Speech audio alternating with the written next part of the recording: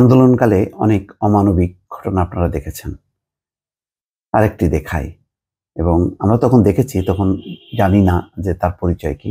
এখন পরিচয় পাওয়া গেল এবং সেই মর্মান্তিক কিছু বক্তব্য সামনে আসলো। দর্শক একটু দেখেন তো, নিশ্চয়ই আপনারা দেখেছেন।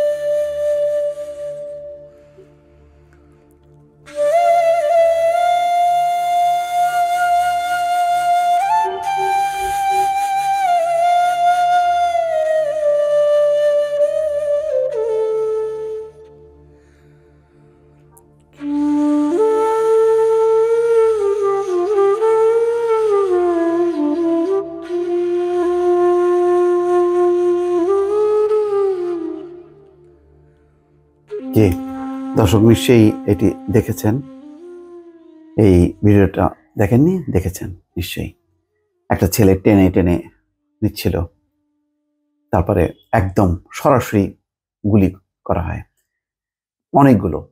সেই টানতে টানতে অবস্থায় কিন্তু সে গুলিতে মারা যায়। এত পরিমাণ সরাসরি গুলি করা হয়েছে। যে ছেলেটি তাকে বাঁচানোর জন্য আপ্রাণ চেষ্টা করছিল এবং সেই ভারী শরীরটা টেনে নিচ্ছিল, পরে সেই ছেলেটি নিজেও তার নিরাপত্তা নিয়ে শঙ্কিত হয়ে পড়লো এবং সে এক পর্যায়ে ছেড়ে দিয়ে দৌড়ে চলে গেল। সেই দৃশ্য নিশ্চয়ই আপনারা দেখেছেন। ছেলেটি হচ্ছে একজন পুলিশ কর্মকর্তার সন্তান।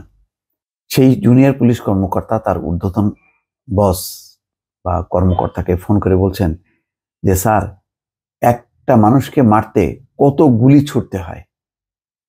এই প্রশ্ন তারও।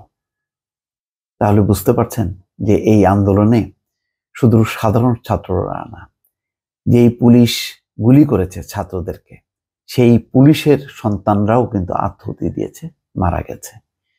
এবং এই কারণেই কিন্তু শেষ পর্যন্ত গুলি বন্ধ হয়ে গেছে, যখন নাকি সামরিক বাহিনীর সদস্যরা, অবসরপ্রাপ্ত সামরিক বাহিনী এবং কর্মরত, তাদেরকে যখন বলা হচ্ছিল যে গুলি করো যে কোনো উপায়ে, তখন তারা বলেছে যে স্যার, অর্থাৎ শেখ হাসিনাকে উদ্দেশ্য করে বলেছে, কাকে গুলি করব?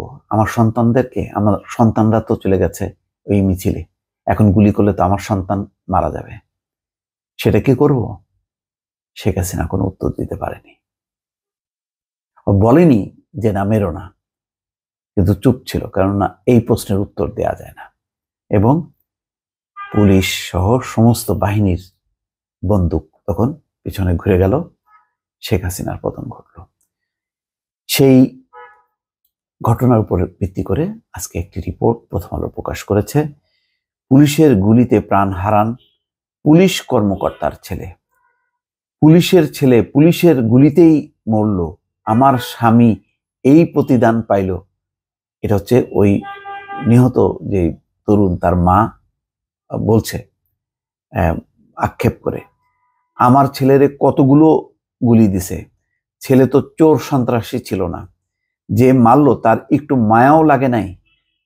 এটাই নির্মম, মায়া লাগে না তখন, পরে বুঝতে পারে।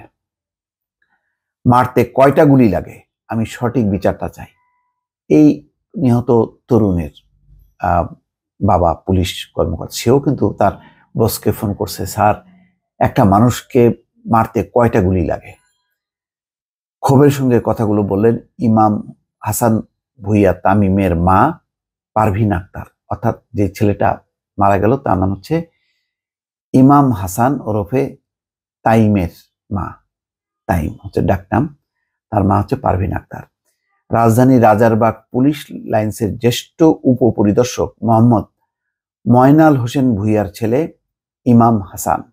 সরকারি চাকরিতে কোটা সংস্কারের দাবিতে আন্দোলনকে কেন্দ্র করে পুলিশের গুলিতে গত 20শে জুলাই যাত্রাবাড়ির কাজলা পদচারী সেতুর কাছে মারা যান ইমাম হাসান। 27 বছর ধরে পুলিশে কর্মরত মাইনাল হোসেন ছেলের মৃত্যুর পর মানসিকভাবে বিপর্যস্ত হয়ে পড়েছেন। তিনি সরাসরি কথা বলতেও পারেননি প্রথম আলোর সঙ্গে। তার ছেলে ইমাম হাসান নারায়ণগঞ্জের সরকারি আদমজি নগর MW কলেজের দ্বাদশ শ্রেণীর শিক্ষার্থী ছিলেন। কাজলা পদচারী সেতুর বিপরীত পাশে পূর্ব রসুলপুরে তাদের ভাড়া বাসা ছিল।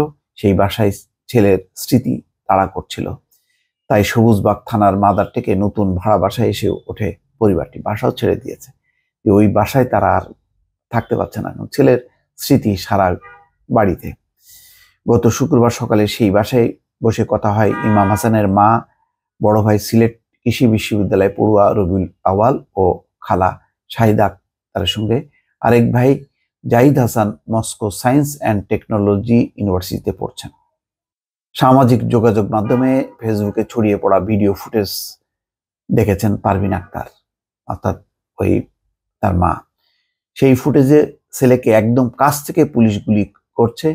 এক বন্ধু ছেলেকে টেনে নেওয়ার চেষ্টা করছে। এক পর্যায়ে ওই বন্ধুও উপায় নেই দেখে ছেলেকে ছেড়ে দিয়ে দৌড়াচ্ছে, আর পুলিশ তখনও গুলি করছে। সেই সময়ও জীবিত ছিল ছেলেটা।